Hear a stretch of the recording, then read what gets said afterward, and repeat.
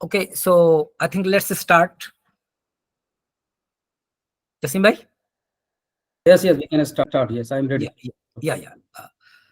So I think there is some problem in my camera, so it's not being on. So no problem. I'm starting without camera. So my friends, it's my pleasure to introduce Professor Jasim Ahmed Sahab from the Department of Non-Formal Teachers Training, which is known as Institute of Advanced Study in Education, IAC, Faculty of Education, Jamia Millia Islamia. So, in true sense, Jasim Bhai has a multidisciplinary personality in so many ways. In fact, he has contributed a lot to the department in which he serves. So basically a passionate teacher, a very good researcher, and has lot of contribution in the outreach programs. So his basic discipline is science. In fact, he has master's degree in zoology, then he did a B.Ed and M.Ed, and then qualified NET, JRF, and all those, and then did PhD in education, and he started his teaching career from Purvanchal University, Jaunpur. It's one constituent, one affiliated college, and then appointed as a lecturer in the department of ISC in 2004. Since then, Jasim Bhai has continuously progressed. In fact, if you see, he has written 12 books in education, I think, which is very remarkable, and on varied topics, pedagogy of teaching science, measurement and evaluation, achievement, and so many books. Then he has contributed more than 70 papers. His papers have been published, more than 100 seminars and conferences, has been resource person to almost 100 teachers training program throughout the country. I think 2025 UGC HRDCs continuously invite him to deliver the lecture. And besides, one contribution that's very remarkable is he has worked in various projects. He has been associated with NCERT, SCERT, DIET, Jamia Millia Islamia, UGC, and Pathshala, that has been a flagship program of the NCRT. He has contributed a lot of video lessons. So, in true sense, a multidisciplinary personality. His complete CV is available on the web page of the department. So, definitely, if you want to know something more, you can. At this juncture of time, since already we are getting late, so I'm just relying on this short introduction. And with this short introduction, I'm handing over the session to our resource person, Professor Jasim Ahmed. Jasim bhai, it's over to you. Okay, thank you so much, Sajid bhai. Thank you so much. And I must thank HRDC, AMU, and all the functionaries there working, that they always remember me whenever there's is such programs organized in this HRDC. So thank you so much. Thanks to the director, to the program in charge, program coordinator, and a special thank to Professor Sajid Jamal Sahab. And as you all know that this session is devoted to a very pertinent topic, which is holistic and multidisciplinary education, which is the focus area and focal point of National Education Policy 2020. And we are basically trying to sensitize all the teachers working in the field of higher education regarding this focal point of National Education Policy 2020. And I'm sure that all of you are aware about this. And you must have a good level of understanding about holistic and multidisciplinary. But anyway, as this is the focal point, the center of gravity of this national education policy, we are supposed to discuss and deliberate on this particular theme many a times, so that we can also focus this particular aspect in our teaching learning process in the department and the various subjects which we teach at different levels of college and universities in different subjects, different disciplines. And as the name suggests that whatever subject we are teaching either history or political science or geography or physics or chemistry or biology or any language like English or Arabic or Persian or Urdu or Hindi or whatever, we should not and we must not confine to that particular subject. This is the basic idea behind this topic. Of course, we want to develop some expertise in that particular field of study, field of knowledge,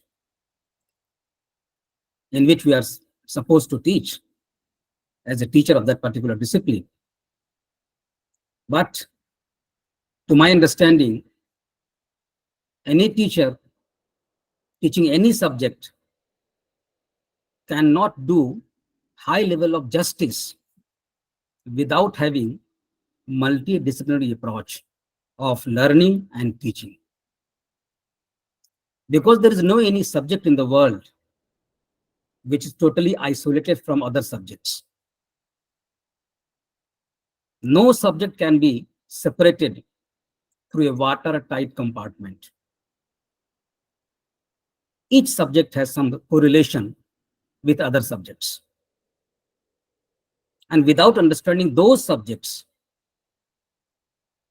we can't be so effective in the classroom while teaching our own specific subject to which we have been appointed to teach. Number one. And number two, education basically mean the holistic development of the learner. तालीम का मकसद यही है, इंसान की मुकम्मल नशोनुमा,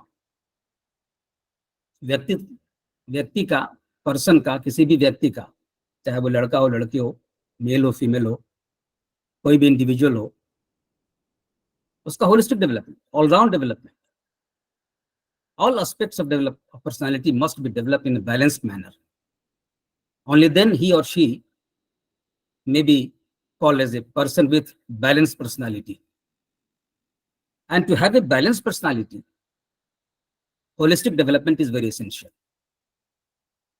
And to have a holistic development of personality, we need to have multidisciplinary approach of teaching and learning, multidisciplinary approach of developing the curriculum at all levels of education, multidisciplinary approach in transaction of the curriculum, multidisciplinary approach in the assessment of learners during the program or after the program is over. So this is the basic thing. And with this idea, this holistic and multidisciplinary education has been made the integral part of National Education Policy 2020. Now, to have discussion in length, I'm going to take, the support of my PowerPoint presentation, which I'm going to share with you, so that you can also view the slides and can discuss and deliberate in detail. I hope the slide is visible. Is it visible, please? Yes, sir. Yes, sir. It is visible. Yes, sir. Thank you. Yes, sir. Okay. Yes, sir. So this is the topic, as we have already announced, and we have already initiated the discussion on. Now the question is, why holistic education? Why multidisciplinary education? As I have already stated, that in my opinion, 10-15 নম্বর পাইবেন, 10 নম্বর পাইবেন, mute कर लीजिए जिनका जो paper दिले 15 নম্বর अजमल हक साहब, please आप जरा म्यूट कर लीजिए अपने आप को. ठीक है. थैंक यू साजिद भाई. वो तो मैं कह रहा था कि मेरी नजर में, मेरे समझ से तालीम तभी मुकम्मल तालीम हो सकती है, एजुकेशन तभी आप कह सकते हो कंप्लीट एजुकेशन है, मीनिंगफुल एजुकेशन है, जब हम बच्चों की, लर्नर्स की, चाहे वो स्कूल लेवल पे हो, चाहे वो हायर एजुकेशन हो, हम उनकी शख्सियत के, उनके पर्सनालिटी के हर एक पहलू को डेवलप कर पाएं, एक बैलेंस पर्सनालिटी को निखार पाएं, एक संतुलित व्यक्तित्व का विकास कर पाएं, तभी एजुकेशन कारगर मानी जाएगी, तभी एजुकेशन इफेक्टिव मानी जाएगी, और तभी एजुकेशन का कुछ खातिर खा फायदा होगा. और इसीलिए अब जो बात हो रही है होलिस्टिक और मल्टीडिसिप्लिनरी एजुकेशन की हो रही है। अब आप देख सकते हैं यहाँ इस स्लाइड्स में हम लोग जब बात करते हैं एजुकेशन की, तो ऑटोमेटिकली हम बात करते हैं कि कुछ एस्पेक्ट्स हैं जो क्रिटिकल एस्पेक्ट्स हैं पर्सनालिटी के, क्रिटिकल एस्पेक्ट्स हैं एजुकेशन के, जो फोकस होना चाहिए। 5-6 ऐसे एरियाज हैं, 5 ऐसे एस्पेक्ट्स हैं which must be taken into consideration while we develop the curriculum, we transit the curriculum in different levels of education. So our whole education system at any level must be able to develop culture of the society, culture of the individual. What sort of culture you want to inculcate in the society, in the community, at individual level and societal level, that is very important. So education, directly or indirectly, must destine to create and to develop a particular culture. In our context, we can say Indian culture, Indianness must be inculcated in each individual of the society, each individual of the community, each citizen of the society, each citizen of the country, whether he or she is studying at a school level or any college or university. That acculturation is very important.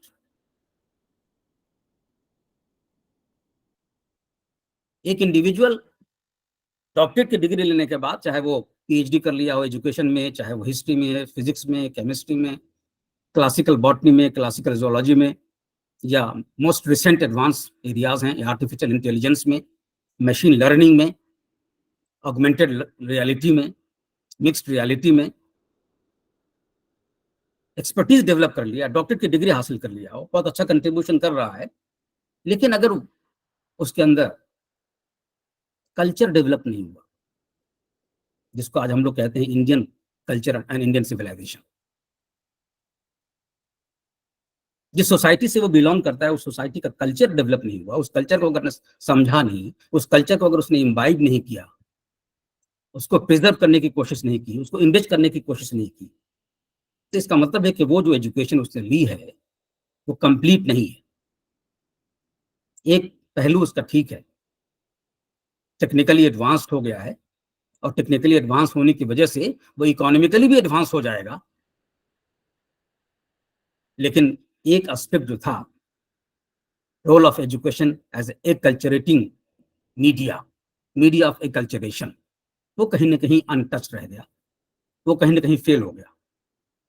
Education must refine perceptions and sensitivities of individual so as to enrich our culture and promote a national cohesion. National cohesion पैदा करना जरूरी है।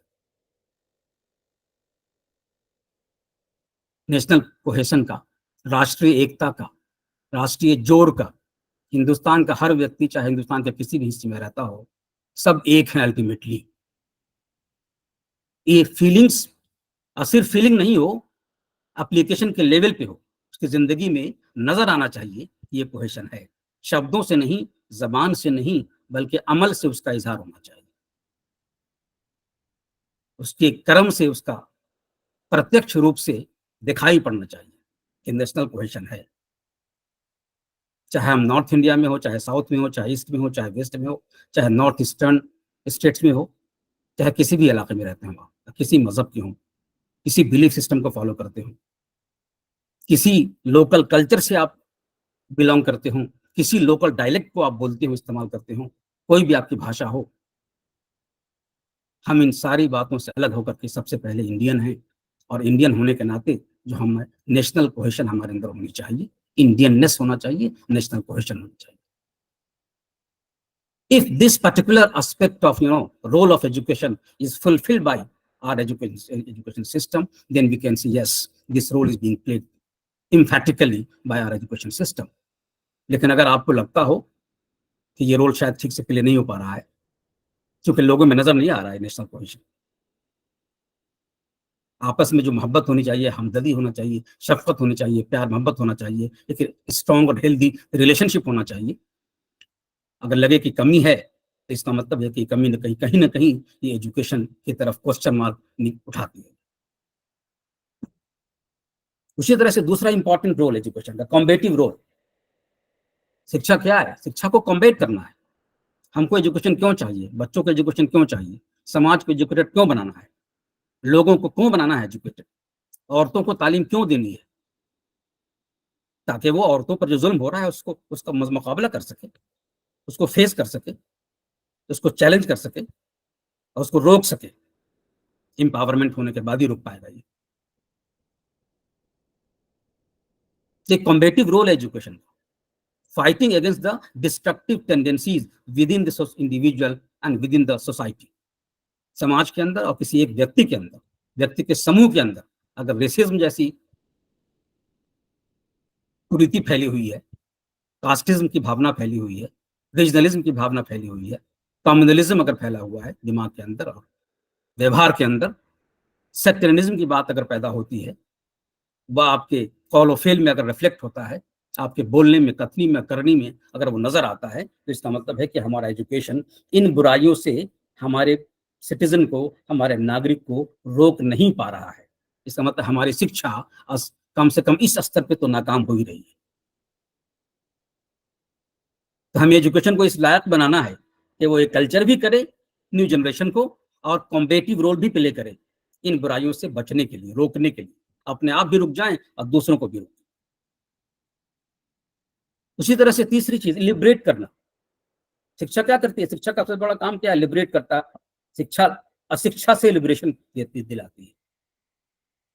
शिक्षा के पहले लोग अशिक्षित होते हैं, ज्ञान आने से पहले लोग अज्ञान होते हैं। तो अज्ञानता से लिबरेशन है, अशिक्षा से लिबरेशन है, समाज की कुरीतियों से लिबरेशन है, अंधविश्वास से लिबरेशन है, और समाज में जो बड़े लोग कमजोर वर्गों को सताते हैं, ऑपरेशन करते हैं, उनका जो ऑपरेस सोसाइटी है उनसे लिबरेट करना है। एजुकेशन का तीसरा बड़ा इंपॉर्टेंट रोल है। अगर एजुकेशन लिबरेट कर पा रही है चाइल्ड को, सोसाइटी को, इंडिविजुअल को इग्नोरेंस से, सुपरस्टिशन से, ऑपरेशन से, जिसका मतलब है कि शिक्षा हमारी अच्छी है। और अगर नहीं कर पा रही है, शिक्षित होने के बावजूद अगर हम चाइल्ड लेबर हम खुद करते हैं और लोगों को इन्वॉल्व करते हैं, हम कैट क्वालिफाई करके IIM अहमदाबाद से MBA करके और एक कंपनी, एक फैक्ट्री खोलते हैं और उस फैक्ट्री में भी अगर हम लेबर के साथ लेबर को ऑपरेट करते हैं और उनके बच्चों को भी काम पे लगाते हैं, ना भेज करके काम पे उनसे भी काम ले रहे हैं, वो चाइल्ड लेबर हम करवा रहे हैं, तो इसका मतलब हमारी डिग्री यहाँ पर तो कम से कम फेल है। हम भले ही लाखपति, करोड़पति, मिलियनरी या बिलियनरी बन जाएं, फॉर्ब्स में हमारा नाम आ जाए, हिंदुस्तान के अमीर लोगों में नाम आ जाए, वो जरूर हो सकता है, लेकिन इसका एजुकेशन हासिल करने के बाद एजुकेशन का एक बड़ा इंपॉर्टेंट रोल जो था शायद वहां पर फेल हो गया। उसी तरह से इंटीग्रेट करना, इंटीग्रेटिव रोल। एजुकेशन समाज के साथ बच्चों को जोड़ता है, लोगों को जोड़ता है। The more you are educated, the more you will be in a position to integrate yourself with the society, with the community, with the world at the global level. Vice versa, if you are more integrating with the society, with the community, with the world, with the new science and technology, you are more integrated, you are more educated. Merely having degree is not sufficient. Merely having degree and diplomas and certificates is not sufficient to be called as an educated person. We must reflect all these things. And the last one is economic role. Education must be able to make the individual, make the citizen, make the person who is getting education able to earn their livelihood. ये 5 काम बड़े important हैं। Education अगर ये 5 काम कर पा रही है, acculturating role, combative role, liberative role, integrative role and economic role, तो आप कह सकते हो कि एजुकेशन हमारी होलिस्टिक है, होलिस्टिक एजुकेशन। और अगर नहीं कर पा रहे हैं इसका मतलब होलिस्टिक नहीं है हमारी एजुकेशन। हमारे एजुकेशन में कहीं ना कहीं खामी है। हम मशीन पैदा कर रहे हैं, दरअसल इंसान तो नहीं बना रही एजुकेशन में। अगर एक कल्चर नहीं हो रहा है, अब बुराइयों से कॉम्बैट नहीं कर पा रहा है, पैसा कमाने की मशीन बन रहा है, वो कंपनी चलाने की मशीन बन रहा है, वो टेक्नोलॉजी को डेवलप करने की और उससे पैसा कमाने की और उसमें तरक्की करने की मशीन जरूर बन रहा है, लेकिन इंसान तो नहीं बन रहा है इसका। और एजुकेशन का असल पर्पस है आदमी को इंसान बनाना। Every child who is born in the family of any person throughout the globe, तो सब एक जैसा होता है। बच्चा जब पैदा होता है सब एक जैसा होता है, सब एक जैसा, ऑलमोस्ट सेम, चाहे वो किसी भी दुनिया के किसी हिस्से में पैदा हुआ हो। उसका कोई मजहब भी नहीं होता। उसको तो साल 2 साल के बाद पता चलता है, अच्छा हमको मस्जिद जा रहे हैं, हम मुसलमान हैं और हम शंकर के भक्त हैं, हम दुर्गा के भक्त हैं, हम जा रहे हैं क्रिश्चियन हम हैं। पेरेंट के साथ जो पहुंचता है उनके बिलीफ के हिसाब से, तो पता चलता है कि हमारी पैदाइश इस बिलीफ में हुई है। At the time of birth each child is equal almost in all aspects. शिक्षा, एजुकेशन उसे कहाँ ले जाएगी ये तय करना एजुकेशन का काम। एजुकेशन एक न्यू बॉर्न बेबी को इंसान में ट्रांसफॉर्म करता है थ्रू एजुकेशन। जाहिर सी बात है एजुकेशन अगर अच्छी होगी तो उसका ट्रांसफॉर्मेशन अच्छा होगा। एजुकेशन अच्छी नहीं होगी तो ट्रांसफॉर्मेशन अच्छा नहीं होगा, because education is the most strongest media of transformation of an individual being into a social being, that is socialization. Socialisation हमारी अच्छी हो, बेहतर हो, हेल्दी हो, फ्रूटफुल हो, इकोनॉमिक हो, कंस्ट्रक्टिव हो, उसके लिए जरूरी है कि हमें एजुकेशन को बनाना पड़ेगा होलिस्टिक और मल्टी डिसिप्लिनरी, तभी हम ये काम कर सकते हैं। Just a minute please.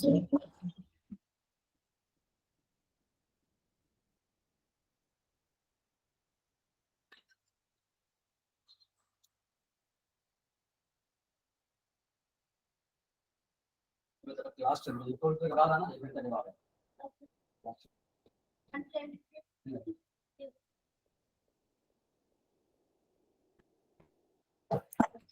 Okay, so at this juncture, I try to advocate that the need of holistic and multidisciplinary education is very essential, and this might be one of the most important reason behind this particular inclusion into the policy NEP 2020 about holistic and multidisciplinary education. वही बात यहाँ लिखी हुई है in this slide. Holistic development of the individual, that is integrated development of body, mind and soul of each child, each individual. हर व्यक्ति के ये 3 important aspect है पर्सनालिटी के। बॉडी का डेवलपमेंट मीन्स स्किल का डेवलपमेंट, माइंड का development यानी intellect का डेवलपमेंट, एंड सोल का डेवलपमेंट आत्मा का डेवलपमेंट, आपके इमोशंस का, आपकी फीलिंग्स का, आपका एटीट्यूड का डेवलपमेंट, जिसका ताल्लुक दिल से ज्यादा है। कहते हैं दिल से जो बात निकलती है असर रखती है, और नहीं मगर कुव्वत प्रवास मगर रखती है, वो चीजें हैं। तो बहरहाल ये balance personality, holistic personality must have balance development of all the 3 aspects, body, mind and soul. और इसके लिए जरूरी है कि फिर आपको फिजिकल, बच्चों का फिजिकल डेवलपमेंट, बच्चों का मेंटल डेवलपमेंट, बच्चों का emotional development, her aspects of development पर पूरा फोकस करना होगा, हर एस्पेक्ट्स पर। आप सिर्फ पर्टिकुलर सब्जेक्ट पर फोकस नहीं कर सकते। सब्जेक्ट पर फोकस करेंगे तो उस सब्जेक्ट की मशीन बनाएंगे, सब्जेक्ट में एक्सपर्टीज पैदा हो जाएगी, लेकिन सोशल टच नहीं आएगा, कल्चरल टच नहीं आएगा, दूसरा एस्पेक्ट अनटच रह जाएगा, हो सकता है। दूसरा एस्पेक्ट हो सकता है कि खाम रह जाए, कच्चा रह जाए। इसलिए overall the whole curriculum needs to be holistic in its construction as well as in its transaction at the university level, at the departmental level. which in education we used to, teach and discuss 3 domains of educational objectives. जो हम लोग बात करते हैं education में, cognitive domain, affective domain, and psychomotor domain. These are the 3 domains of personality of all of us. किसी का cognitive development बहुत अच्छा हो सकता है, इंटेलेक्चुअली बहुत साउंड हो आप, अपने सब्जेक्ट के माहिर हो आप, बहुत अच्छी पकड़ है आपके सब्जेक्ट पे, बहुत अच्छे वक्ता हो सकते हैं आप अपने विषय में। दूसरा डोमेन अफेक्टिव है, how you mix with the group, how you interact with the individuals around you, how healthy relation you can build and maintain with the persons around you at university level, at departmental level, at college level, during your student life, in and around your residence and whatever. Affective domain, ताल्लुकात कैसे बनाते हैं आप, रिश्ते कैसे बनाते हैं और कैसे निभाते हैं आप अपने पीयर्स के साथ, अपने कोलिग्स के साथ, अपने स्टूडेंट्स के साथ, अपने टीचर्स के साथ, अपने माशरे के, समाज के लोगों के साथ, अपने पड़ोस के साथ कैसे रिश्ते आप बनाते हैं, कैसे रहते हैं, कैसे उनको मेंटेन करते हैं, कैसे आप उनका ख्याल रखते हैं, कैसे वो आपका ख्याल रखते हैं। These are the most important aspect of the life. जो अफेक्टिव डोमेन है, ये क्लास में पढ़ाने से नहीं आएगा, बोलने से नहीं आएगा, ये सब वैल्यूज हैं, अखदार हैं, मूल्य हैं। ये सिर्फ बात करने से नहीं होते, ये प्रैक्टिस करने से होते हैं, माहौल बनाने से होते हैं। उसके लिए माहौल क्रिएट करना पड़ेगा, ऐसा एनवायरनमेंट क्रिएट करना पड़ेगा, एक मॉडल के तौर पर बच्चों के सामने पेश करना पड़ेगा, एग्जाम्पल के तौर पर, एक आइडियल के तौर पे, मॉडल के तौर पे। एक ओवरऑल इन्वायरमेंट को क्रिएट करने की जरूरत है जिसमें कॉग्निटिव डेवलपमेंट, अफेक्टिव डोमेन और साइकोमोटर तीनों डोमेन का डेवलपमेंट बैलेंस वे में हो रहा हो। बच्चों के डिफरेंट सब्जेक्ट्स में जो उनकी कैपेबिलिटी है वो भी डेवलप हो रही हो। उनका अफेक्टिव डोमेन जो हार्ट वाला एस्पेक्ट है, फीलिंग्स वाला है, इमोशंस वाला है, एटीट्यूड वाला है, वो भी डेवलप हो रहा हो, एक बेहतर इंसान की तरफ जा रहा हो। और साइकोमोटर डोमेन, स्किल, हर सब्जेक्ट के अंदर कुछ स्पेसिफिक स्किल्स होता है जो डेवलप करना होता है, वो सब्जेक्ट में डेवलप होगा, लेकिन we need some generic skills to succeed in our life. Some generic skills are required by each one of us. Like every teacher must have good communication skill. Without a good communication skill, no teacher can be effective in the classroom.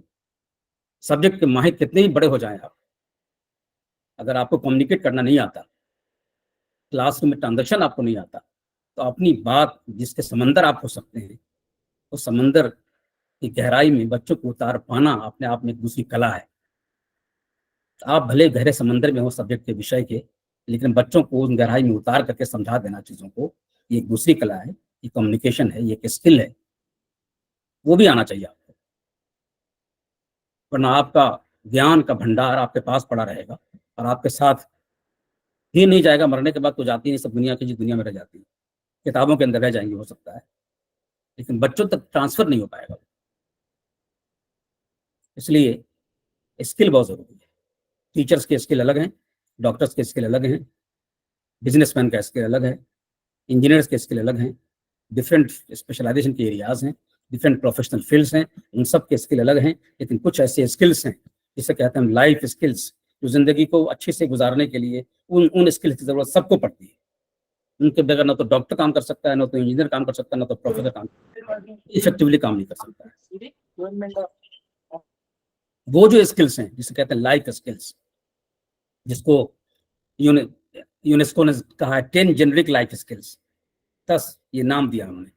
Self awareness, अपने बारे में ही पता होना चाहिए, हम क्या हैं, हम कितने पानी में हैं, हमारे क्या स्किल्स हैं, क्या हमारी कॉम्पिटेंसी है, क्या हमारी एफिशिएंसी है, हम कितने कॉम्पिटेंट हैं, what I am and what I want to be, दोनों चीजें।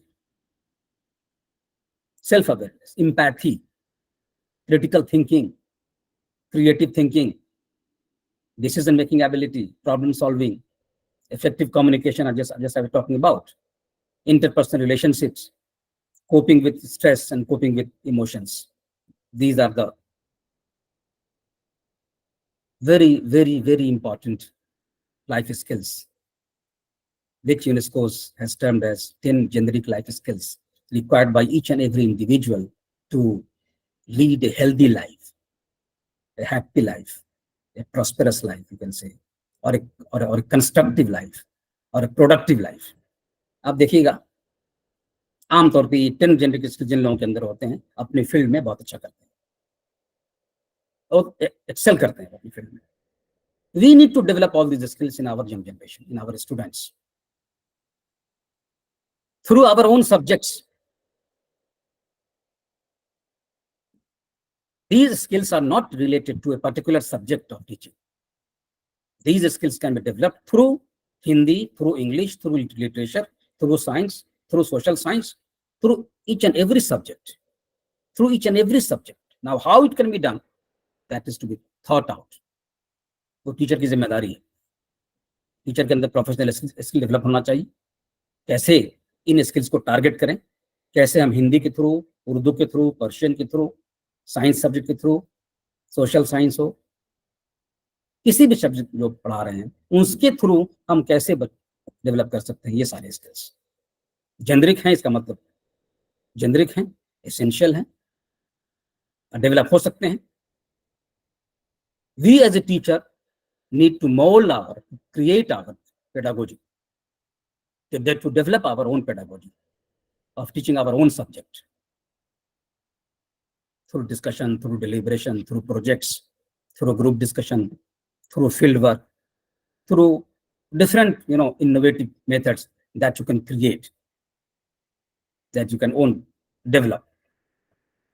But if these are developing in the young generation, along with the subject that you are teaching, it means we are going on the right path and we are in a position to develop a personality of the learner, which may be termed as holistic personality.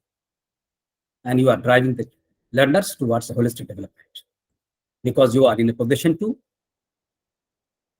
provide a balanced development of the personality of the learner, wherein you are focusing on all the three domains, cognitive, affective, as well as psychomotor domain, in your own subjects. So your focus is not only just your subject, but your focus, of course, is your subject, but at the same time, we are also taking help and coordination and making a correlation with the other subjects and with the local community, with the immediate life of the learner. तभी ये सब possible हो पाएगा, ये सारी चीजें.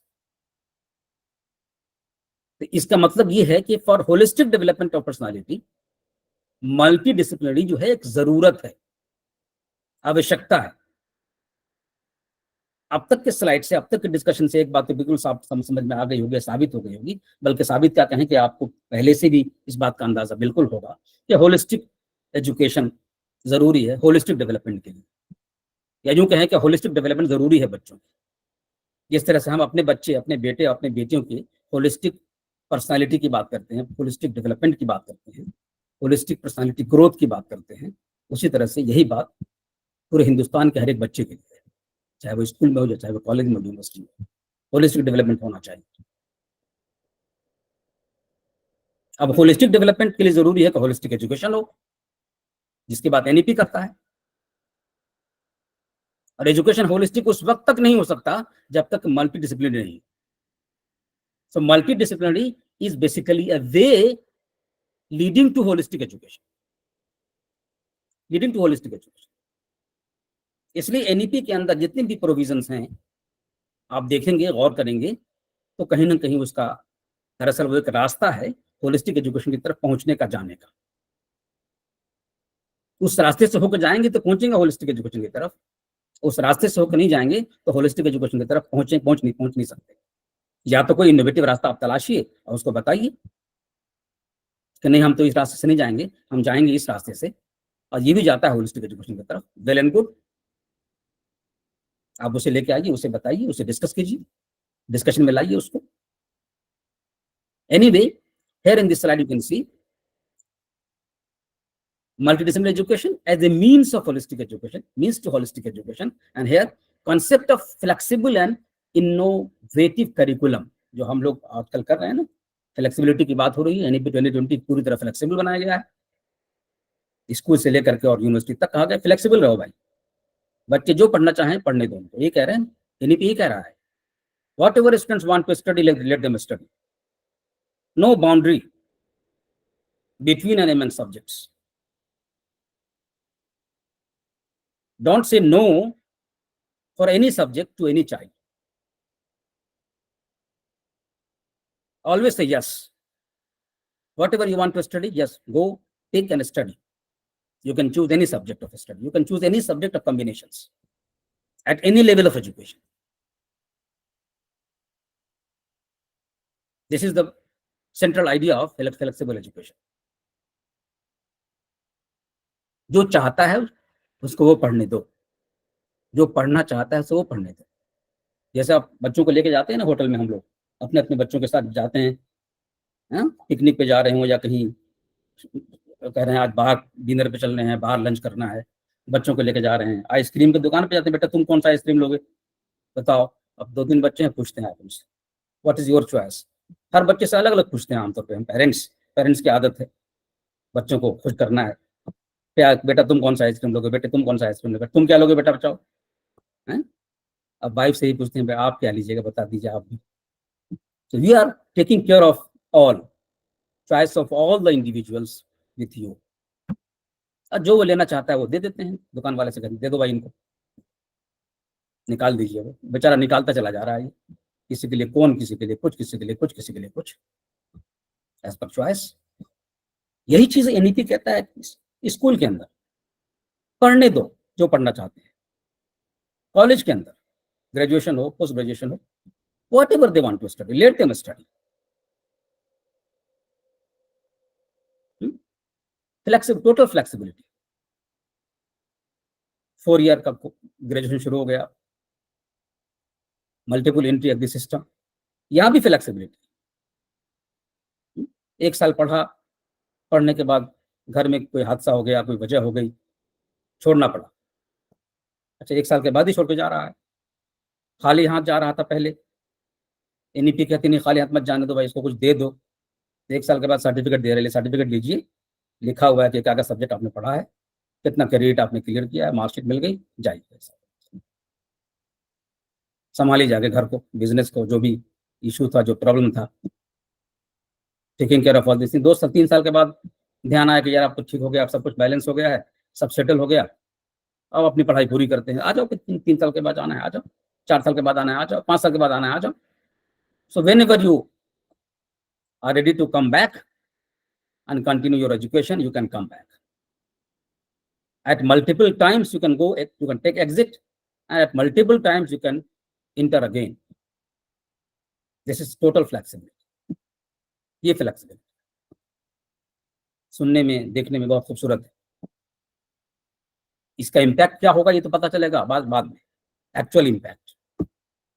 अभी तो लग रहा है बहुत फायदेमंद है, खासतौर पे उन लोगों के लिए जो किसी वजह से मजबूर हैं बाहर जाने के लिए, छोड़ने के लिए, ड्रॉप आउट होने के लिए। उनको ये उम्मीद की कराने का नहीं, पूरा कर सकते हैं 6 साल 7 साल, आप पूरा कर सकते हो जब आना चाहो। हर लेवल पे आपको कुछ ना कुछ दे रहे हैं, 1 साल का, 2 साल का, 3 साल का, लेके जाइए सर्टिफिकेट। ये भी होलिस्टिक एजुकेशन को मुकम्मल तौर पे एडॉप्ट करने का एक रास्ता है। नो बंदिश, नो बैरिकेडिंग, बैरिकेडिंग नहीं,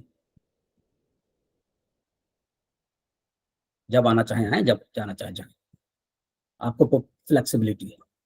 उसी तरह से देखा होगा डुअल डिग्री का आजकल शुरू हुआ प्रोग्राम, डुअल डिग्री, एक साथ 2 डिग्री कर सकते हैं, एक डिस्टेंस से एक रेगुलर बोर्ड में। अब अगर आप इंटेलिजेंट हैं, आप हार्ड वर्किंग हैं, आप पैरेलल 2 डिग्री ले सकते हैं, आपके अंदर इतनी कैपेबिलिटी है, आप इतना टाइम लगा सकते हैं, टाइम इन्वेस्ट कर सकते हैं, तो आप 2 डिग्री ले सकते हैं एक साथ। हालांकि उसमें कुछ कंडीशंस हैं, पीएचडी के साथ दूसरी डिग्री नहीं ले सकते आप, लेकिन बाकी के साथ ले सकते हैं आप, तो उसके अपने कुछ ज़ाब्ते हैं। But again it is an opportunity, एक साथ 2 डिग्री ले लीजिए आप। एकेडमिक बैंक ऑफ क्रेडिट का नाम आपने सुना होगा, एबीसी शुरू हो गया, बच्चों के अकाउंट खुल गए हैं, एबीसी अकाउंट यूजीसी के साथ है। एक कोर्स को पूरा करने के लिए अगर मान लीजिए फॉर एग्जांपल 80 क्रेडिट्स की जरूरत है और ये 4 सेमेस्टर का कोर्स है, थोड़ी देर के लिए मान लीजिए, ठीक है, 4 में नहीं हो रहा है, 5 में हो रहा है, 6 में हो रहा है, 7 में हो रहा है, जब 80 क्रेडिट का कोर्स पूरा हो गया आपका, उस दिन आपको मिल जाएगी डिग्री, अकाउंट खुला हुआ है आपका, अपनी सहूलियत से आप पूरा करते रहिए।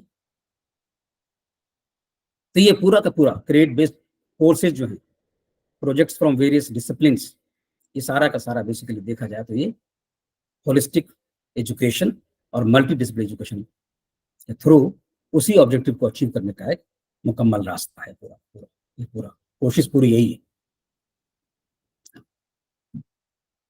अब इसी के अंदर जब होलिस्टिक की बात, अभी सारी बात एक्चुअली मैंने कर ली है, लेकिन ये भी जो कि एनईपी 2020 के अंदर ये बात लिखी है, उसी का स्लाइड उसका एक पार्ट है, कॉपी पेस्ट किया हुआ है बेसिकली, जहाँ ये कहता है होलिस्टिक एजुकेशन के अंदर जब बात करते हैं कि एजुकेशन पे भी फोकस हो, वैल्यू सिस्टम पर भी फोकस हो, लाइफ स्किल्स भी फोकस हो, इंट्रोडक्शन टू एथिक्स पे भी हो, और इन्वायरमेंट एंड इकोलॉजिकल बैलेंस पे भी फोकस हो, तब वो होगा होलिस्टिक।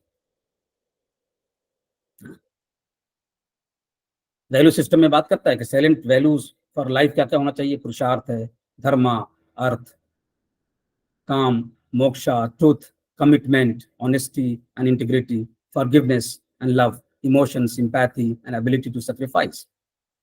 ये सारी चीजें बोलने में बड़े आसान लगती है, डेवलप करना इतना आसान नहीं है। It takes time, it takes time, और धीरे धीरे वक्त के साथ आता है, सिचुएशन के साथ आता है, और पहले टीचर के अंदर ये होंगी तभी बच्चों के अंदर जाएंगे। टीचर के अंदर होना जरूरी है, मेंटोर के अंदर ये चीजें होनी जरूरी है। मेंटोर के अंदर इंटीग्रिटी होगी तब बच्चे के अंदर इंटीग्रिटी जाएगी, मेंटोर के अंदर ऑनेस्टी होगी तब बच्चों के अंदर जाएगी ऑनेस्टी, फॉरगिवनेस अगर टीचर के अंदर होगी तो जाएगी बच्चों के अंदर, सोशल इमोशंस टीचर के अंदर होगा तो जाएगा बच्चों के अंदर, इम्पैथी टीचर के अंदर होगी तो जाएगी बच्चों के अंदर। ये सारी की सारी चीजें basically these are the qualities of life, these are the values of life which cannot be taught, they can only be absorbed, they can only be imbibed from teachers through observation. That's why it is very essential that all these values which we want to develop in the young generation among our students, we need to practice them, only then they can be inculcated in the new generation. This is very essential. Then I was talking about life skills again, rational thought, courage and resilience, simplicity, tolerance, care, unity, inclusiveness, concept of Vasudev Kutumbakam, the whole world is one family, जिसका आजकल बातें भी हो रही है, खूब प्रचार भी होता है, हर स्टेज पर बोला भी जाता है। हिंदुस्तान को एज ए वासुदेव कुटुंबकम के तौर पर हम प्रेजेंट करते हैं, हम पूरे संसार को एक फैमिली की तरह मानते हैं।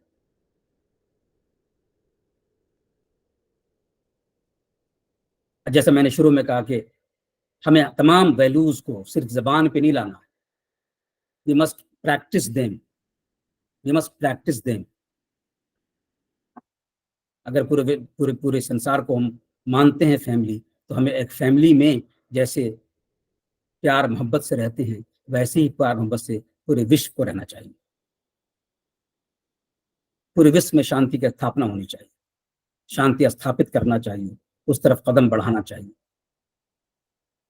लेकिन बहरहाल ग्लोबल पॉलिटिक्स भी एक अलग चीज होती है, जो पॉलिटिकल साइंस वाले लोग उन्हें पता होगा ग्लोबल एरेना पे क्या होता है, ग्लोबल पॉलिटिक्स क्या होती है, वर्ल्ड पॉलिटिक्स क्या होता है, इसके बहुत सारी इक्वेशंस हैं, बहुत सारी चीजें हैं, वो कहीं ना कहीं चेक एंड बैलेंस करती रहती है ना, वो सारी। Introduction to ethics, character formation, conduct of the learner, development of morality, instinct and conscience, moral standards, absolute and relative ethics, ये सारे के सारे चीज, national patriotism, love to motherland and mother language, self-analysis, out-of-box thinking, attitude, motivation, goal setting, short-term and long-term, जो भी हो, और time management, all these comes under introduction to ethics in the National Education Policy 2020. These are required to be inculcated and developed among the new generation.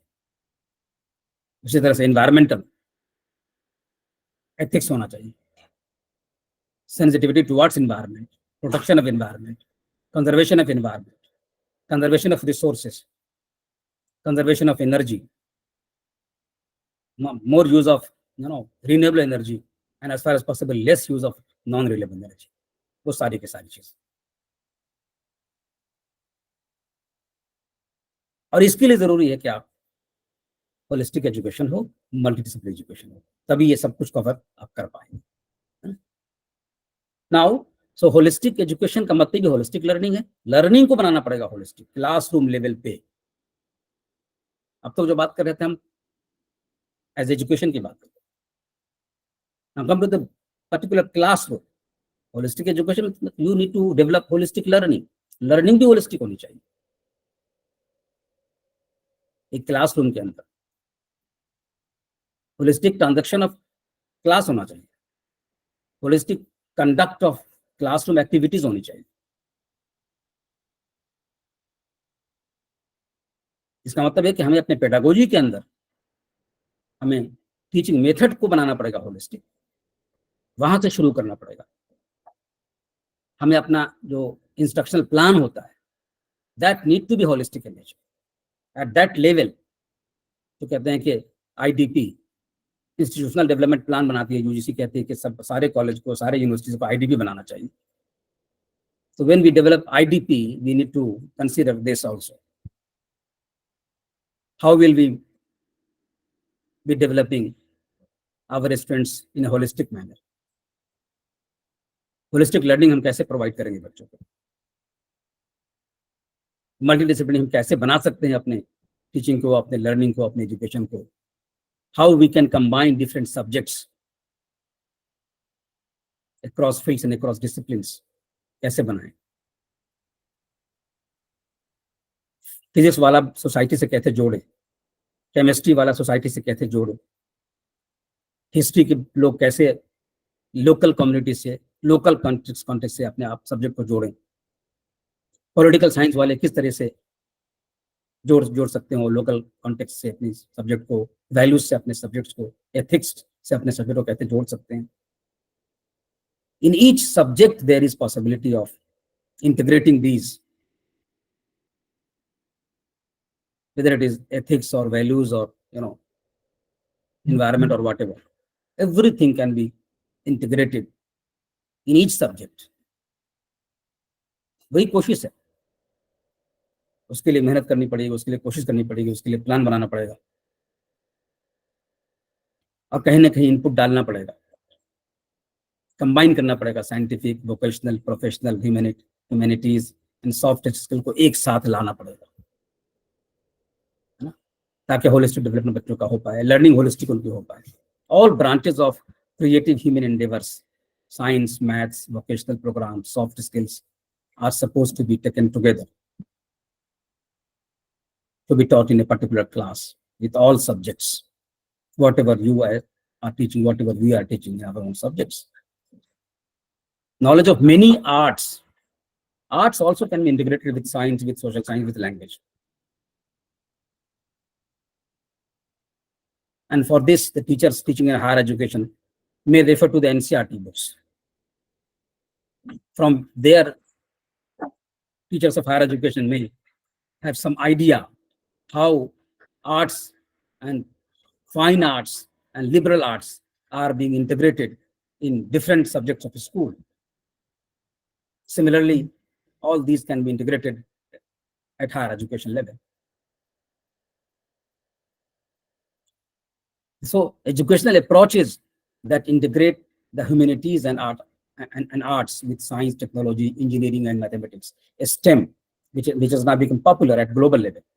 और अब तो एक step और आगे आ गया, अब स्टेम से बढ़ के स्टीम हो गया, science, technology, engineering, arts and mathematics, ये कहा जा रहा है। हिंदुस्तान में भी कहा जा रहा है, आईआईटी इसको कहा जा रहा है कि नहीं, आप सिर्फ नहीं पढ़ाएंगे engineering, IIT Madras, IIT Kharagpur, IIT Delhi, तमाम आईआईटी आपको सोशल साइंस पढ़ाना है। अब वो पढ़ाना, सोशियोलॉजी भी पढ़ा रहे हैं, साइकोलॉजी भी पढ़ा रहे हैं। And there are some IIT Kharagpur, they started B.Ed program also, Bachelor of Education. So each and every institution are supposed to be multidisciplinary. Multidisciplinary कहा जा रहा है, सबको होना पड़े। तो ये मल्टीडिसिप्लिनरी है। साइंस और टेक्नोलॉजी किसके लिए? For home? Science and technology must serve the society. It must serve society. It must make the life of the individual easy and comfortable. And for that, you need to understand society in a better way. Only then you can think in a better way. And then you can create the things, whatever is required in the present scenario. So understanding sociology is very essential for technocrats as well, for A-class engineers, A-class professors of engineering and technology working in different IITs of India, IIMs of India. They need to understand the society. They need to understand art subject as well. They need to understand psychology as well, philosophy as well, sociology as well. Sociology of India, philosophy of India. Only then you can, be much more productive for our own nation, India. That is the basic philosophy, I think, behind NEP 2020 of making holistic education and multidisciplinary education and converting all specialized institutions into multidisciplinary seat of learning. Purpose here, yeah. So that all sort of capacities can be developed among the new generation. All capacities in human being, all capacities, all possible capacities, you can say. You don't know what capacity, what ability an individual has in your class. You have 40 students in your class, and you don't know what level of different abilities that they have. Not all students have the same capability, same creativity, and same level of intelligence, same level of skills. They all have different level of efficiency, different level of intelligence, different level of creativity, different level of interest in different tasks. To understand that, you need to understand sociology of the class. That's why sociology is very essential. Only then you can help each and every learner individually to achieve his fullest capacity, fullest potential. And that way, we can create a well-rounded personality of the individual through providing holistic education in a multidisciplinary way. That is the main thing. And that's why it is required to lead the country into the 21st century and the fourth industrial revolution की बात जब हो रही है आजकल, औद्योगिक क्रांति, हम लोग ऑलरेडी जा रहे हैं, already we have get into the fourth industrial revolution, जो कि आर्टिफिशियल इंटेलिजेंस का जमाना है, मशीन लर्निंग का जमाना है, ऑगमेंटेड रियलिटी का जमाना है, मिक्स्ड रियलिटी का जमाना है। पूरी दुनिया उसकी तरफ जा रही है। जो इसमें लीड करेगा तो दुनिया को लीड करेगा आने वाले दौर। So we have already discussed about this slide. Case of IITs and IIMs, we have already discussed about this. So now let us see imaginative and flexible curricular structure. ये भी मैंने ऑटोमेटिक ऐसे बात कर ली है। We need to have imaginative and flexible curricular structures, which will enable creative combinations of disciplines for study and would offer multiple entry and exit points, thus removing currently prevalent rigid boundaries and creating new possibilities for lifelong learning. जो बात हमने कर ली है। Graduate level masters and doctoral education in large multidisciplinary universities while providing rigorous research-based specialization would also provide opportunities for multidisciplinary work, including in academia, government and industry. Industry के साथ भी जोड़ने की बात हो रही है। इंडस्ट्री के एक्सपर्ट्स को आप लाइए कॉलेज में, यूनिवर्सिटीज में, लेक्चर करवाइए। और वो तो आपने सुना ही होगा, प्रोफेसर ऑफ प्रैक्टिस एक नई पोस्ट यूजीसी ने क्रिएट की है, अपॉइंटमेंट भी हुआ है बहुत सारे यूनिवर्सिटीज में। इंडस्ट्री के जो एक्सपर्ट्स हैं, पर्टिकुलर स्किल एरिया में कोई एक्सपर्टीज अगर है, उनके उन एबिलिटीज को, वो जो स्किल्स है, वो जो प्रोफिशिएंसी है, वो जो कॉम्पिटेंसी है, उनको आप यूज कीजिए अपनी यूनिवर्सिटीज। तो पहले बुलाया तो हमेशा जाता था एक्सटेंशन लेक्चर के थ्रू या फील्ड प्रोजेक्ट के थ्रू, बच्चों को भेजते थे हम इंडस्ट्रीज में, फील्ड में भेजते थे, फील्ड के एक्सपर्ट्स को बुलाते थे, इंडस्ट्री के एक्सपर्ट्स को बुलाते थे। एक स्टेप आगे आकर के एनईपी 2020 कहता है नहीं भाई, सिर्फ इतना से काम नहीं चलेगा। अगर आपको लगता है कि कोई, अगर आप बायो मेडिकल फील्ड में कुछ कर रहे हो, बायोटेक्नोलॉजी की फील्ड में कुछ कर रहे हो, आप जो है आप एंशिएंट मेडिसिन पे कुछ काम कर रहे हो, आप फाइन आर्ट पे कुछ काम कर रहे हो, आप पेंटिंग पे कुछ काम कर रहे हो, आप कुछ क्लासिकल काम कर रहे हो आप, और इस फील्ड में कोई एक्सपर्ट्स अगर हिंदुस्तान के अंदर कहीं मौजूद है जहां आप बार बार जाते हो, उनको बुलाते हो, उससे अच्छा है कि एक बार उनमें से कुछ जो आपको लगते हैं कि आपके लिए बहुत फ्रूटफुल साबित होंगे, उनको यूनिवर्सिटी के अंदर ले आओ परमानेंट।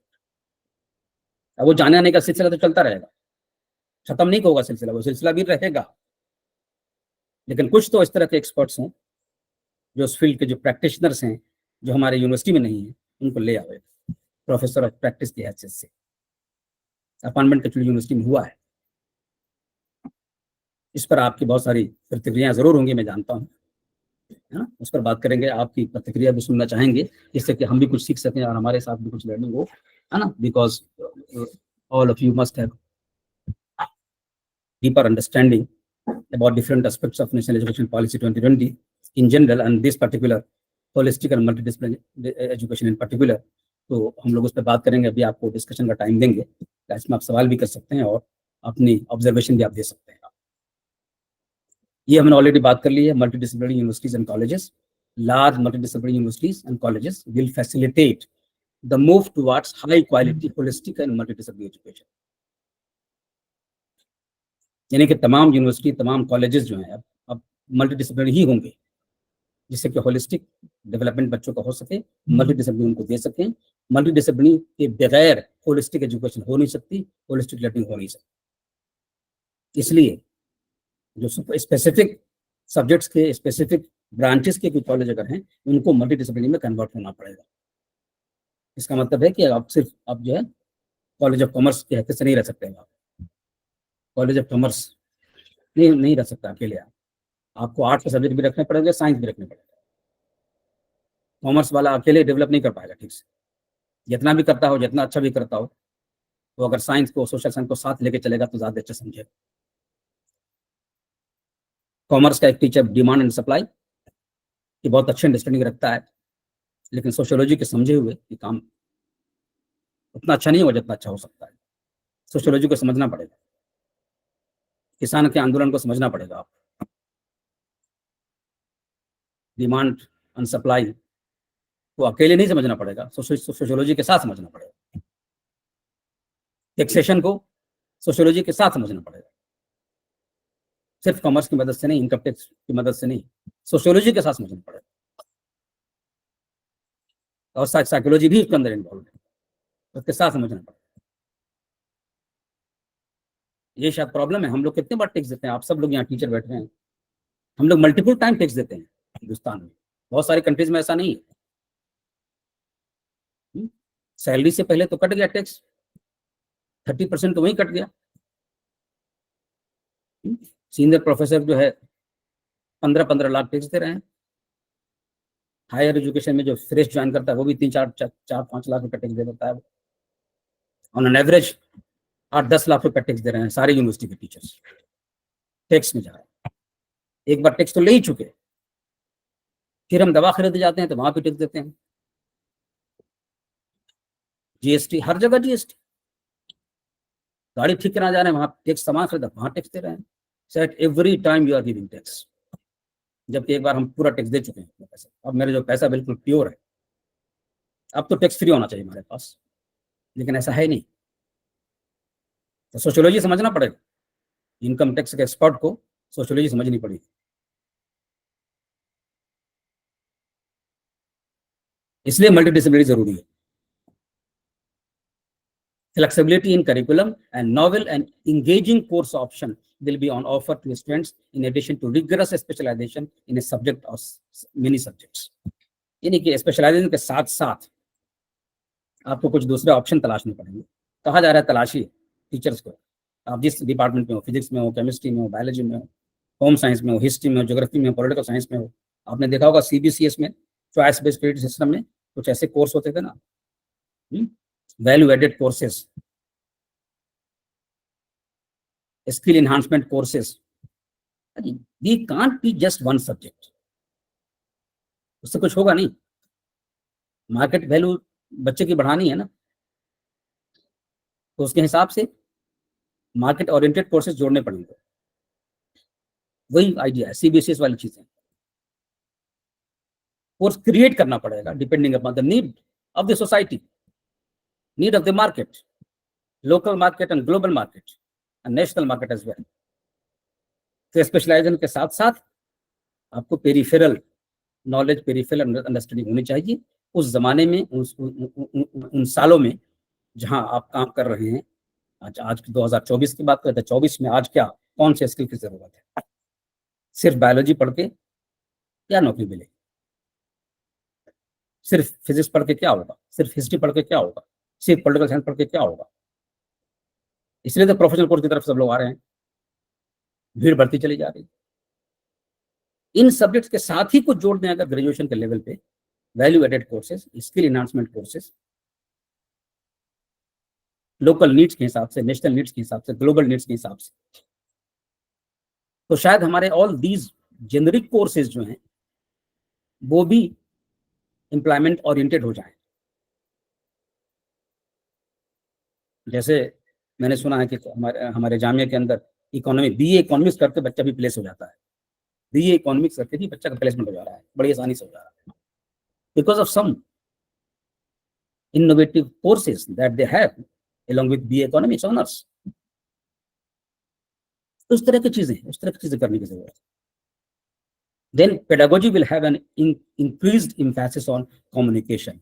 मैं बात भी कर रहा था कुछ देर पहले, communication, discussion, debate, research and opportunities for cross disciplinary and interdisciplinary thinking।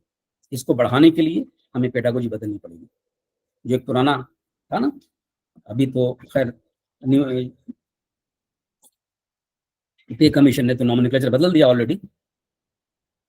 Fifth पे कमीशन में शायद बदला गया था, लेक्चरर टर्म खत्म करके assistant professor, associate professor, professor. उसके पहले लेक्चरर होता था, लेक्चरर, रीडर और प्रोफेसर।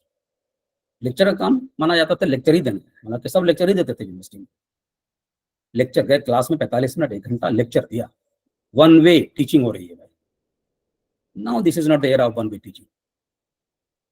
डिस्कशन कीजिए, डिबेट कीजिए क्लास में, बच्चों को अपॉर्चुनिटी दीजिए, cross disciplinary discussion and thinking होनी चाहिए, फील्ड वर्क होना चाहिए, ग्रुप डिस्कशन होना चाहिए। Now there is no time to rely only on lecture, one way communication in the classroom। पूरी पर्सनालिटी तब डेवलप होगी जब बच्चा भी बोलना सीखेगा, कम्युनिकेट करना सीखेगा, डिस्कशन करना सीखेगा, डिबेट करना सीखेगा, आइडियाज जनरेट करना सीखेगा और अपने आइडियाज को डिफेंड करना सीखेगा। तो पर्सनालिटी ग्रो होगी, तो होलिस्टिक डेवलपमेंट होगा, तो मार्केट में जाएगा तो उसकी वैल्यू बढ़ेगी, तो अपने आप को साबित कर पाएगा कि नहीं, yes I am the person who can be an asset for your organization, I can prove that। वो चीज। Then credits will be given in all bachelor's degree programs for the subjects which are done from the department or through ODL mode when they are not offered in class at the department or higher education level। ये credits के बाद ABC की बात कर रहा था, वो चीजें हैं।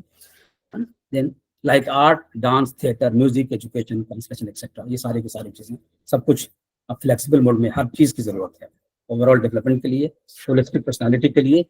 अपने करिकुलम के अंदर इन सबको डालना पड़ेगा। Higher education institution shall include threat-based courses and projects in the areas of community engagement and service, environmental education, and value-based education.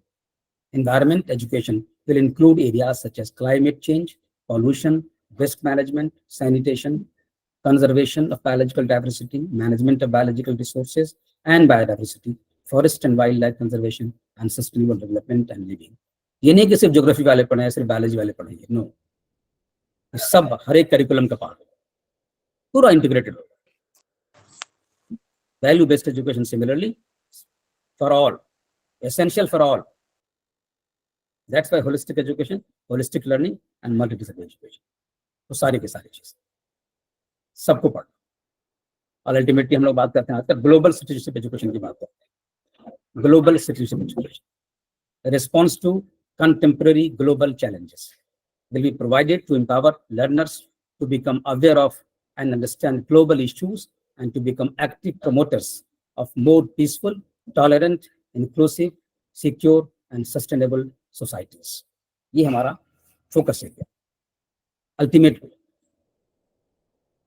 बहुत सारे सवाल पैदा करता है ये पैराग्राफ। डिस्पाइट कहते हैं कि अमेरिका है, यूरोपियन कंट्रीज है, एडवांस एजुकेशन है, और हम हिंदुस्तान वाले उधर ही देखते हैं, अमेरिका की तरफ, यूरोपियन कंट्रीज की तरफ, एडवांस कंट्रीज की तरफ, और उनका करिकुलम अपने यहाँ ले आते हैं, अपनी पॉलिसी का हिस्सा बनाते हैं, आगे बढ़ते हैं। फिर देखते हैं दूसरी तरफ तो कहते हैं यही लोग तो बदमाशी भी कर रहे हैं, यही लोग कर रहे हैं।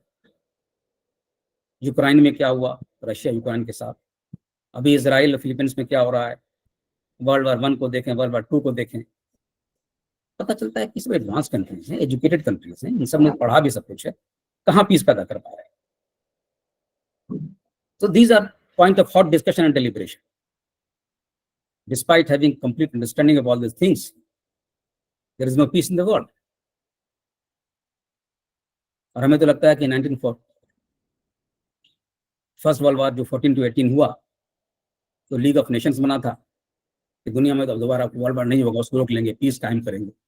लेकिन सब कुछ लीग ऑफ नेशन के रहने के बावजूद, हिस्ट्री वालों को पता होगा, सेकेंड वर्ल्ड वार हो गया, 1939 में शुरू हुआ, 45 में खत्म हुआ। 6 साल में दुनिया बर्बाद हो गई। यूएनओ बनाया गया, और हमें लगता है, आई कैन स्पीक बोल्डली, कि UNO has failed to establish peace in the world. Failed, नहीं कुछ कर पा रहे हैं आप एस्टैब्लिश नहीं कर पा रहे हैं पीस इन द वर्ल्ड। दुनिया के हर हिस्से में आज न कल, कभी न कभी होता रहती है, लड़ाइयां होती रहती हैं, और खुद आप फैसला भी नहीं कर पाते हैं। यूएनओ आपका डिसीजन कोई और लेता है, जो आपको फंड करता है, जिसके आप कर्जदार हैं। So the very basic idea of establishing UNO I think don't exist today. वो सिर्फ एग्जिस्ट करते हैं, अपना काम कर रहे हैं कहने के लिए। एक्चुअल में इम्फैटिकली जो ऑब्जेक्टिव था वो शायद अचीव नहीं होता। जिसको चाहते हैं आप चेक करते हैं, जिसको चाहते हैं आप चेक नहीं करते हैं। एनीवे, इसका मतलब ये बिल्कुल नहीं है कि हम ग्लोबल सिटीजनशिप एजुकेशन को भूल जाएं, उसकी तरफ तवज्जो नहीं दें, बिल्कुल नहीं है। हमने शुरू में कहा था ग्लोबल पॉलिटिक्स एक अलग चीज है, वो भी सोसाइटी का एक हिस्सा है। Subsystem of the whole global system है, तो हमेशा काम करता रहेगा। उसकी वजह से हम अपने ग्लोबल सिटीजनशिप एजुकेशन के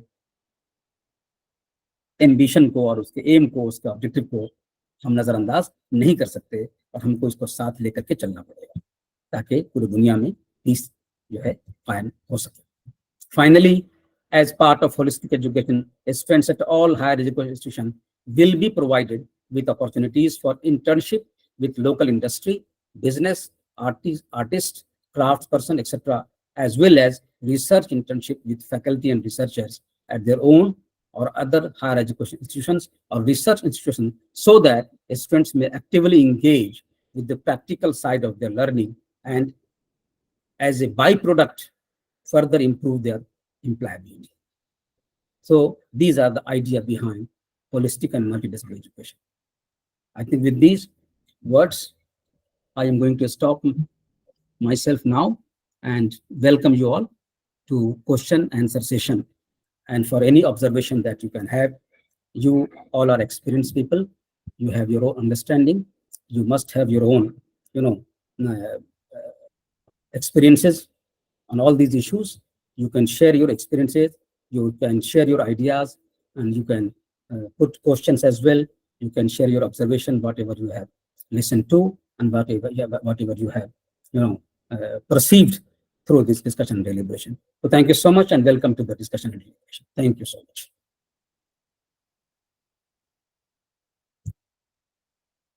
जी, आपका कोई ऑब्जर्वेशन हो, कोई सवाल हो तो आप वेलकम है। आप अजमत हक साहब का हैंड रेज किया हुआ है, या ऐसे कभी कभी हो जाता है? अजमत साहब, डॉक्टर अजय कुमार। जी सर।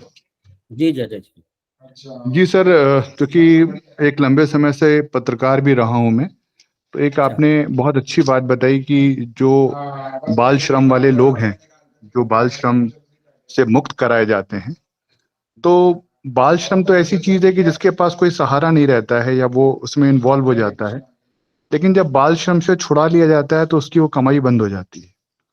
और मैंने बहुत सारे केसेस में देखा है कि जब चाइल्ड लेबर से वो छुड़ा के लाते हैं तो कुछ दिन बाद वो वापस चले जाते हैं, और पुलिस भी इसमें कुछ पैसे लेके उनको वापस से जो छोड़ देती है। तो मेरा ये कहना है कि एक सोसाइटी में बड़े रिफॉर्म की जरूरत है। सिर्फ चाहे वो बाल श्रम की बात हो, चाइल्ड लेबर की बात हो या प्रोस्टिट्यूशन की बात हो, जब तक हम उनको रिहेबिलिटेशन नहीं कर पाएंगे, जब तक उनका हम कहीं पे कुछ ऐसा व्यवस्था नहीं कर पाएंगे, तब सिर्फ चाइल्ड लेबर को दोष देना मुझे लगता है कि उचित नहीं रहेगा। सिर्फ बाल श्रम की सूचना मिले, पकड़े जाएं और वापस से फिर वो चले जाएं क्योंकि उनके पास कोई फाइनेंशियल वो नहीं रहते हैं, तो इसके बारे में आपका क्या कहना है सर? आपकी राय से बहुत सहमत हूं मैं। You have raised a very pertinent point. A state must take the whole responsibility of such child and such issues, such persons. State इसलिए तो कहते हैं ना कि कहते हैं ना वेलफेयर स्टेट का जो कॉन्सेप्ट था, आपका वेलफेयर स्टेट का जो कॉन्सेप्ट था वो कहीं ना कहीं सफर कर रहा है ना। हम कहते तो हैं कि वेलफेयर स्टेट है, हर स्टेट को, हर मुल्क को, हर स्टेट को वेलफेयर होना चाहिए, वेलफेयर स्टेट होना चाहिए।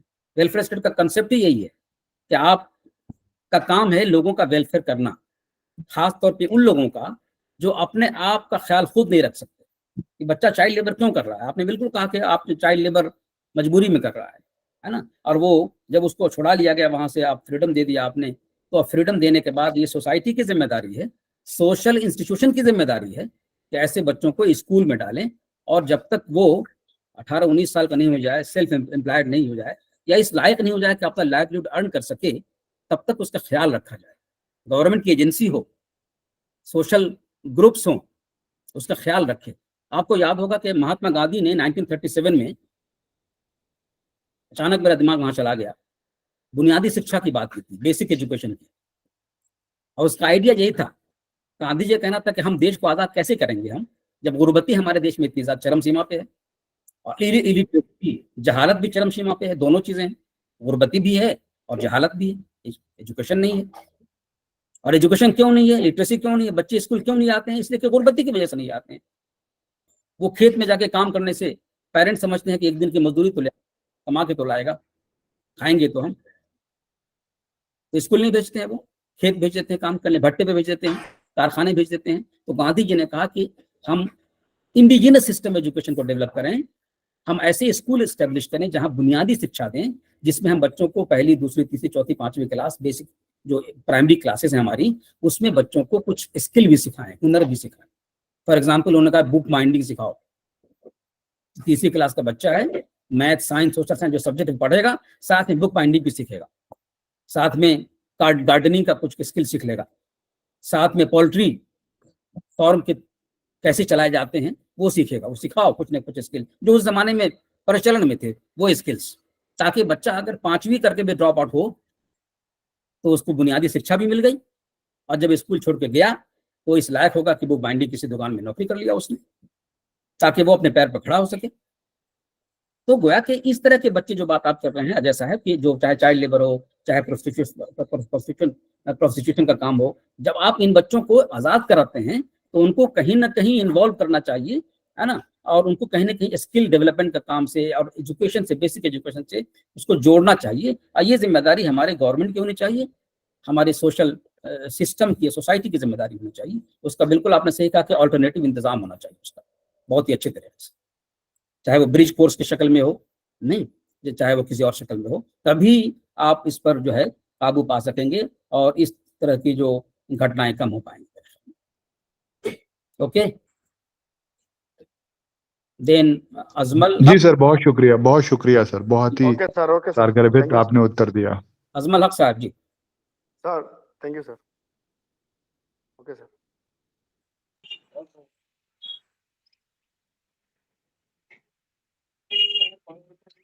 जी कुछ कह रहे हैं अजमल हक साहब? नहीं सर, ठीक है सर।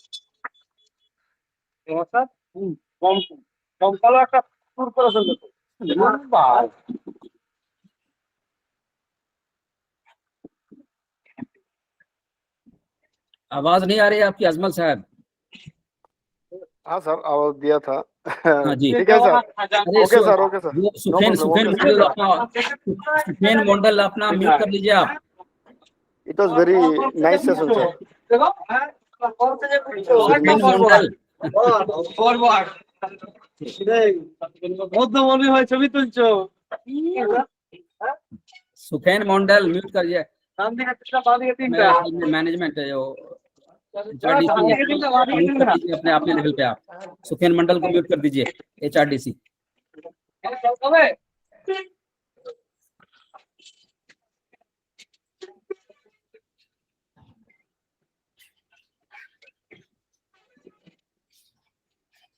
जी बोलिए अजमत साहब। हाँ अजमत साहब बोलिए।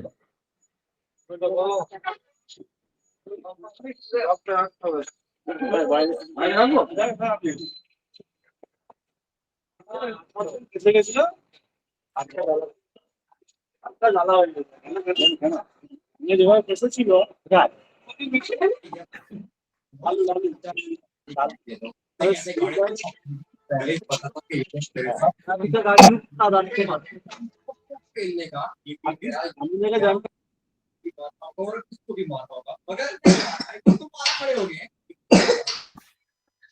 कई लोग, अच्छा चलिए अब बोलिए। अब आप आवाज आ रही है मेरी? सुखेन मंडल को म्यूट कर दिया गया है, अब आप बोलिए। अजमल साहब आप पूछिए सवाल। अजमल साहब अब आप म्यूट मत हो जाइए, अब आप बोलिए, अनम्यूट कीजिए, बोलिए। Raise your hand, please ask the question. Sir कुछ पूछना नहीं है सर। अच्छा पूछना नहीं है कुछ, चलिए कुछ जो भी अजय कुछ। कुमार सिंह जी आप बताइए, आपने हाथ उठा दिया है, आप पूछिए सवाल। अजय साहब ने कर लिया क्वेश्चन अपनी। इंदिरा के। अजय कुमार सिंह जी आवाज आ रही है आपको? आपने हाथ ऊपर कर रखा है sir. If you don't want to ask question just lower your hand. Zahid Parvez साहब, जाहिद परवेज साहब।